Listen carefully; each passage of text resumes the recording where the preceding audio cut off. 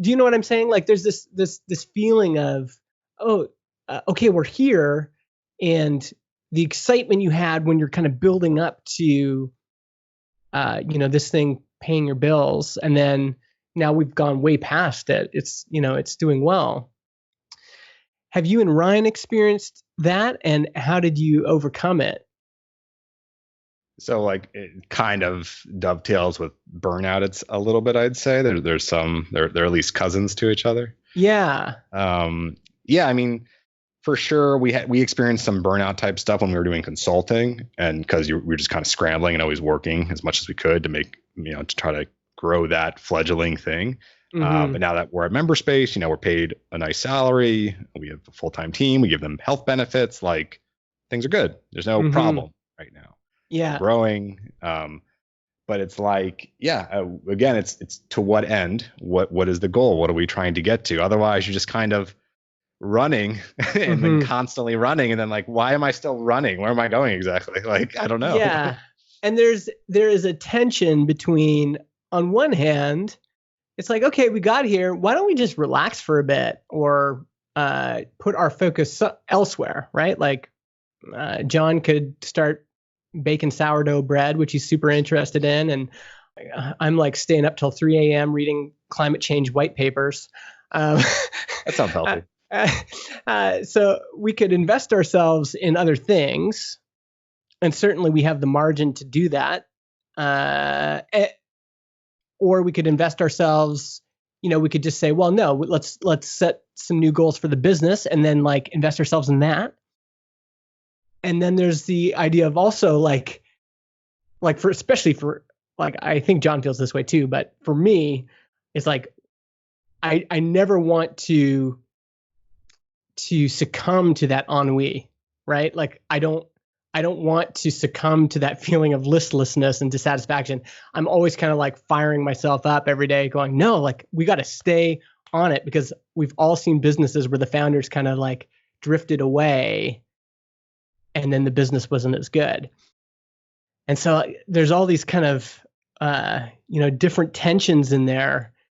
And yeah, I'm wondering if, like for you, do you have a new goal? Like, are you trying to get to $5 million a year in revenue, or like what's driving you professionally now?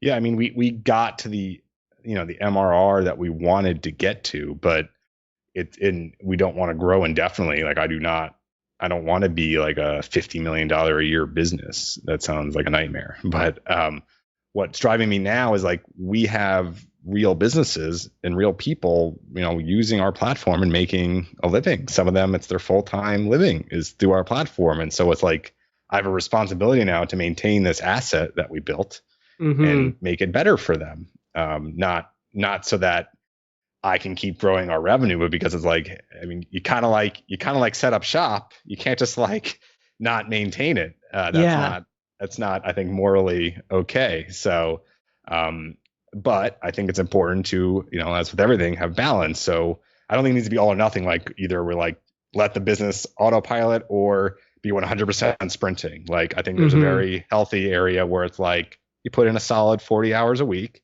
and you go do other things. You do hobbies, you do whatever. You have hard cutoffs to when you stop working. You take, month-long vacations to have like a serious amount of time away. Things like that, where it's like mini full breaks. Yeah. But then you come back to the shop that you set up because you have people that are relying on you. And I think that's important. And that keeps me motivated, at least. Yeah. So that for you, it's just the idea of like, we've created this thing. There's people using it. We have staff. That's enough to get you out of bed every day. Because there's some folks, it's like they get real fired up about just increasing revenue. Like they just want to, so there's like, okay, well, we hit 1 million ARR and now we just got to keep going. Right. And for me, it's like, I mean, maybe I could get fired up about that, but I relaxed a ton once I was getting paid well. I was like, the making more revenue was not super interesting to me. And so, but I do get really fired up about podcasting and helping people launch shows. And like, I still really love that stuff. But yeah, I'm always kind of thinking like, wow, it's funny, like when you get to the place that you wanted to be, there's still got to be something else ahead of you that you're going after. And I can see how that can be dangerous. Like you can like get there and then just kind of slowly, like I said, just drift away or just kind of like succumb to this feeling. And I'm trying to preempt that in some way. Yeah, I think focusing on service to other people is one of the antidotes to that.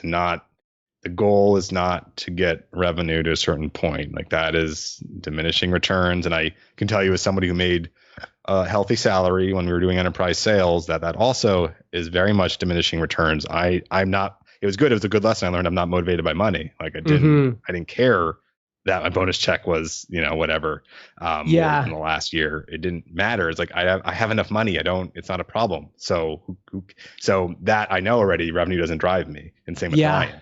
So that was helpful with doing member space. Cause it's like, we know that just becoming some giant company isn't the end all be all. So for us, at least for me, it's the service to other people to like, I want to help people start a business and help them make it sustainable. And so that to me is important. And then also we have people that work for us who rely on us as a job, for healthcare and salary. And it's like, that's important to me. I want to keep them happy and all that, Now that's enough for me. That's enough just to maintain that. I like that a lot because it feels like one thing about having more margin is I think it does free us up to think about other people. Like when you're in that desperation cycle of I just need to make enough to pay my mortgage and feed the family and all that stuff. That's very like self-focused. And it's, I think a lot of, in the beginning, every entrepreneur is kind of there. They're just like trying to make enough money to like meet their basic needs. And the weird thing, it's like ironic, is that it's almost like a switch gets flipped. And all of a sudden it's like, whoa, but now we've got tons of money. Like now we've got like more than enough. And that means we've got more time and like you've got less cognitive load. And so with this new margin, what do you choose to do with it? And like being other focused feels like a good place to start. Just like instead of just hoarding all this margin, which is not super fun, we can like go out and like actually use that margin to help other people.